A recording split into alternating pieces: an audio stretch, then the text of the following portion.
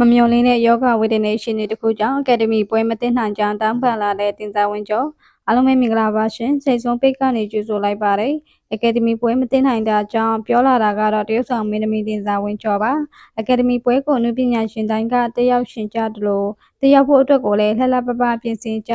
ဝေကောင်းစားလာတွေစီစဉ်ကြနဲ့အလုံးရှုံနေကြတဲ့အချိန်ဖြစ်ပါတယ်တချို့ဆိုဖိတ်စာမရလို့တောင်ပွဲဖြစ်နေကြတဲ့အထီးဒီပွဲကအရေးပါလုံးနေတာပါဒါပေမဲ့ဝမ်းနဲ့ကြရကောင်းတာကဗိဒ္ဓရှိတော်မင်းသမီးတင်ဆောင်ဝင်းကျော်ကတော့ဒီနေ့အကယ်ဒမီပွဲကြီးကိုရောက်မလာနိုင်တော့ပါဘူးဒါကလည်းတင်ဆောင်ဝင်းကျော်ဟာအခုချိန်မှာဆေးရုံကတင်ပေါ်မှာဆေးပိုက်တန်းလာနဲ့နေမကောင်းဖြစ်နေတဲ့ရှင်တွေရောက်ရှိနေလို့ပါဗိဒ္ဓတွေအားလုံးမြင်တွေ့ခဲ့ရတဲ့တင်ဆောင်ဝင်းကျော်ဆိုတာ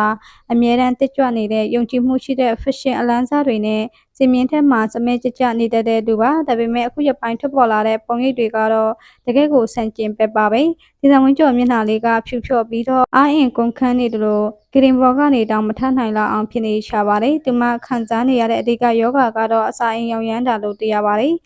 ဒါဟာတာမန်ပိုင်းနာတာမျိုးမဟုတ်ပဲအရေးပေါ်ခွဲစိတ်ကုသမှုတွေလုပ်ရတဲ့အထိအခြေအနေဆိုရခဲ့တာပါရေတောင်ကောင်းကောင်းတောက်လို့မရ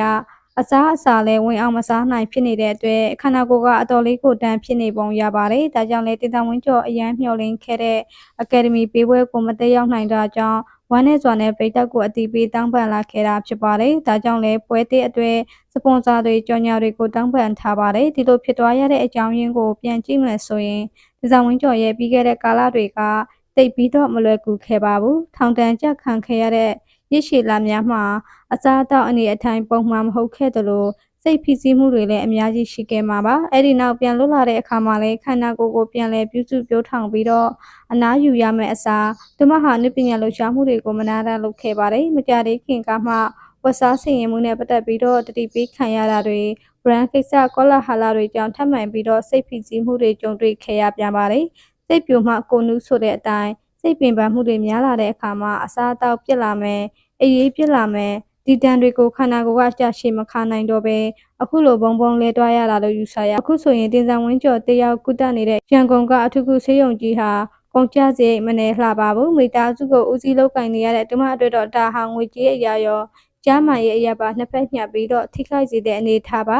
အရင်ရစ်တွေကပွဲတွေမှာမတင်လော်တာတွေလုံးလို့ဆိုပြီးတော့ဝေဖန်ခဲ့ကြပေမဲ့အခုလိုအားငယ်နေတဲ့အချိန်ယောဂဝေဒနာခံစားနေရတဲ့အချိန်မှာတော့ဘယ်သူမှဒီမှာကိုအပြည့်မတင်ရကြပါဘူးတကယ်တမ်းကျတော့ဒီမှာဟာလည်းတွေးနဲ့သားနဲ့တိဆောက်ထားတဲ့လူတစ်ယောက်ပါပဲအဲတုန်းကကဲခဲ့ပေမဲ့လဲတဲ့ချိန်မှာတော့တနာစရာကောင်းနေတာအမှန်ပါအခုချိန်မှာဒေသဝင်းကျော်အတွက်အရေးကြီးဆုံးကအကယ်ဒမီဆုမဟုတ်ပါဘူးဆေးရုံကနေအမြန်ဆုံးဆင်းနိုင်ဖို့နဲ့ပုံမှန်အတိုင်းပြန်လည်ကျန်းမာလာဖို့ပါပဲအဆိုင်ယောဂဆိုတာတေချာခရုမဆရင်အသည့်အန်တရဲ့အထိပါစိုးရိမ်ရတတ်တာမို့ဒေသဝင်းကျော်အနေနဲ့ဒီအချိန်မှာအနားယူဖို့လိုအပ်နေပါပြီဒီမရဲ့မိသားစုအတွက်လည်းသူမဟာ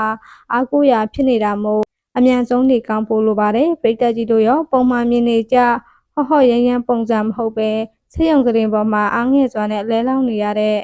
ဒီဇိုင်းဝင်းကျော်ကိုကြည့်ပြီးတော့အမိတို့ရဲ့အမြင်နဲ့အတူဒီဇိုင်းဝင်းကျော်အကယ်ဒမီပွဲနဲ့လွဲချော်သွားခဲ့ပေမဲ့ကျမကြီးပြန်လဲကောင်းမွန်လာဖို့အတွက်အားပေးစကားလေးတွေကိုပြောသားကြပါအောင်ရှင်ကြည့်ရှုပေးတဲ့အတွက်လည်းအားလုံးကိုကျေးဇူးပဲတင်ရှိပါရရှင်